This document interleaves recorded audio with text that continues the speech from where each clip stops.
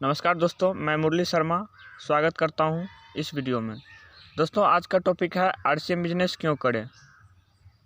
तो वीडियो को स्टार्ट करते हैं और हम लोग जानेंगे कि इस वीडियो में आखिर आरसीएम बिजनेस जो है हम लोग को क्यों करनी चाहिए। तो देखिए, सबसे पहले हम लोग एक ये बात जानते हैं। देखिए, दुनिया में आदमी 4 तरह से पैसा कमाता है, ये बात को आप समझिए। देखिए, एक फार्मूला होता है EBSI। पहला फार्मूला का मतलब EBSI, तो इसमें E का मतलब हुआ एम्प्लॉयड, और B से हुआ बिग बिजनेसमैन, और C से हुआ सेल्फ वर्कर, और I से हुआ इन्वेस्टर। अब ये कहना चाहेंगे कि एम्प्लॉयड जो होता है मतलब कि कोई भी स्टूडेंट है, पढ़ता लिखता है, हर चीज़ करता है, उसके बाद उसको एक अच्छी खासी नौकरी चाहिए, उसको ही एम्प्लॉयड कहते हैं। जो सीधा समझ लीजिए कि जो जॉब करता है उसको एम्प्लॉयड कहते हैं।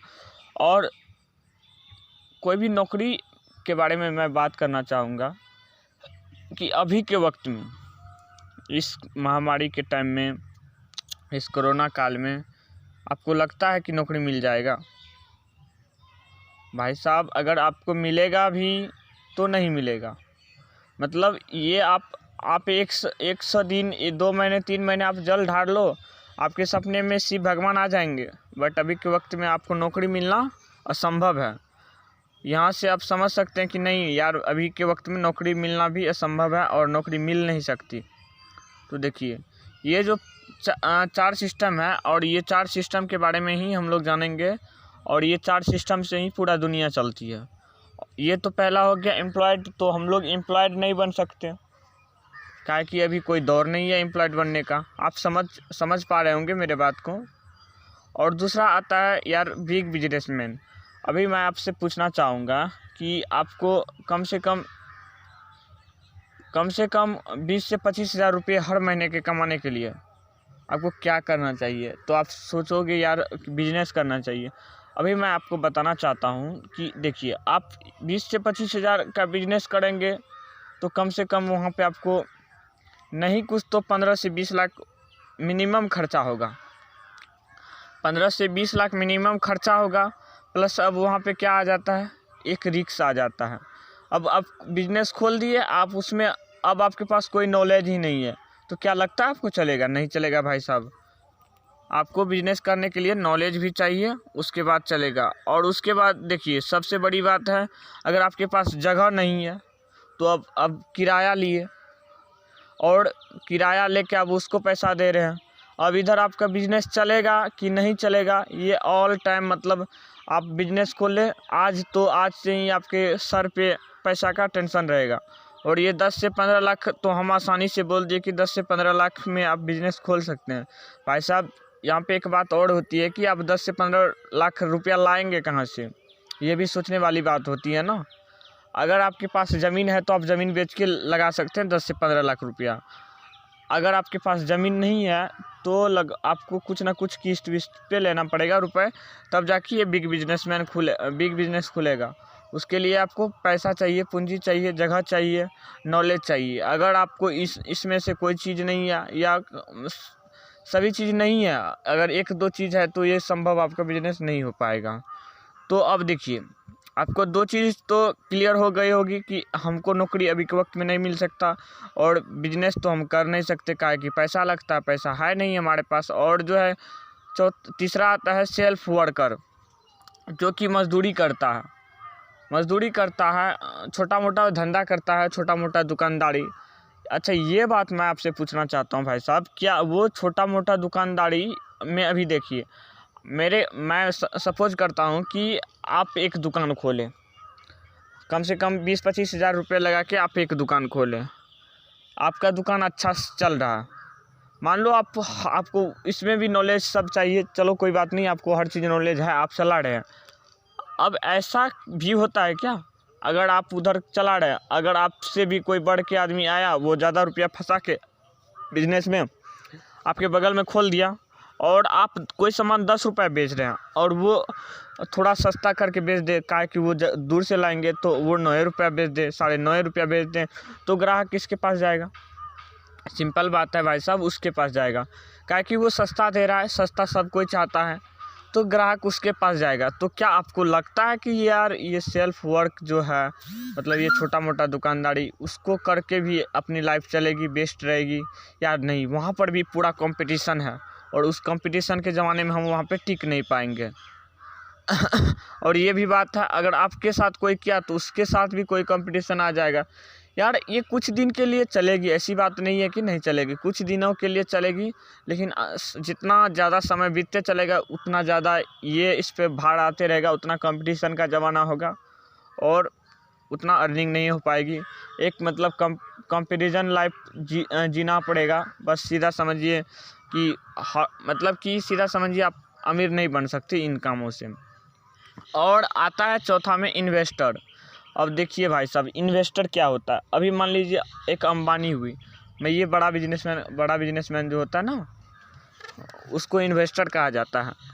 और ये इन्वेस्टर जो है 1 करोड़ रुपया अपने बिजनेस के प्रति फंसाते हैं, लगाते हैं।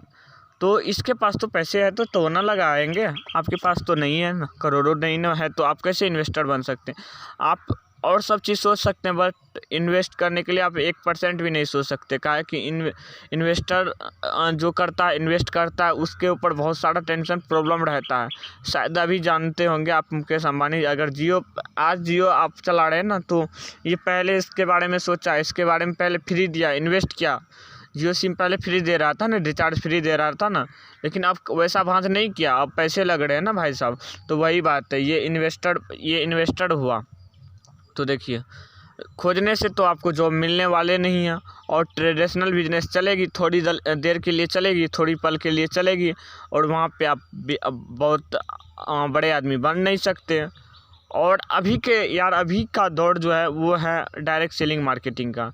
अभी मैं आपसे पूछना चाहता हूँ, अभी देखिए, एक यहाँ पे कोरोना काल से लेके एक रिलेट बात करते हैं। अभी एम्प्लॉयड जो है कि ये कोरोना काल में अभी मतलब उसको धक्का मार के भगा रहे हैं, किसी का नौकरी जा रहा है, किसी का कुछ जा रहा है, और बिग बिजनेसमैन का भी धंधा चौपट चल रहा है, और सेल्फ वर्कर तो जैसे तैसे करके उस टेंशन प्रॉब्लम लेके कर रहे हैं, और इन्वेस्टर के पास इन्वेस्ट है तो वो कर ही रहे हैं। और उसके बाद जो है कि जॉब और ट्रेडिशनल बिजनेस, टी बिजनेस मतलब हुआ ट्रेडिशनल मार्केट का बिजनेस हुआ, जॉब हुआ, तो ये दोनों चीज़ भी नहीं मिलने वाली है। और अभी की दौड़ है जो है भाई साहब, ये है direct selling industry, RCM business की दौड़। यहाँ पे आपका कोई इन्वेस्ट नहीं लगता, कोई आपका खर्चा नहीं लगता, कोई आपको नॉलेज नहीं चाहिए, आप एक सिंपल आदमी हैं और सिंपल आदमी रहते हुए कर सकते हैं। देखिए और मैं जहाँ तक कि एक बात फिर से रिपीट कर देना चाहता हूँ कि देखिए, जॉब देख लीजिए, जॉब अगर आपको गवर्नमेंट जॉब चाहिए तो उसका कोई नो चांस है, और प्राइवेट जॉब अगर मिल भी गई तो उसका कोई नो सिक्योरिटी है, वो कभी भी धक्के मार के आपको हटा सकते हैं। बिजनेस में आपको तो बताएं दिए, इन्वेस्टमेंट है, हाई है, कंपटीशन है, और ढेर सारे बात हैं। तो देखिए, मैं भी आप लोगों को डायरेक्ट सेलिंग इंडस्ट्री के बारे में बता रहा हूँ कि आखिर डायरेक्ट सेलिंग इंडस्ट्री क्यों करनी चाहिए। देखिए, डायरेक्ट सेलिंग इंडस्ट्री का उत्पन्न निर्माण 1930 ईस्वी में हुआ, जो कि सर्वप्रथम अमेरिका में आया, और गवर्नमेंट इसको जो है गाइडलाइन किया 1958 ईस्वी में। 1958 ईस्वी में USA अमेरिका में इसको गाइडलाइन किया डायरेक्ट सेलिंग इंडस्ट्री को, और 1903 में अमेरिका में ये आई, और अपना इंडिया में 1996 ईस्वी में आई, और 9 तारीख नवंबर महीना 2016 को इंडियन गवर्नमेंट ने इस चीज़ को गाइडलाइन दी, इस डायरेक्ट सेलिंग इंडस्ट्री को। तो आप यहाँ पे देख पा रहे हैं, तो इसलिए हम लोग को देखिए, यहाँ पे सरकार भी इस चीज़ को गाइडलाइन करती है। और आप देखिए, मैं कह रहा हूँ, आप इस बात पे भी विश्वास नहीं कर सकते, आप इसके बारे में गूगल, यूट्यूब, फेसबुक, जहाँ तक हो सके सोशल मीडिया पे आप रिसर्च कर सकते हैं कि डायरेक्ट सेलिंग इंडस्ट्री की फ्यूचर क्या है। देखिए, और यहाँ पे मैं आप लोगों को बताना चाह रहा हूँ कि देखिए RCM में क्या है।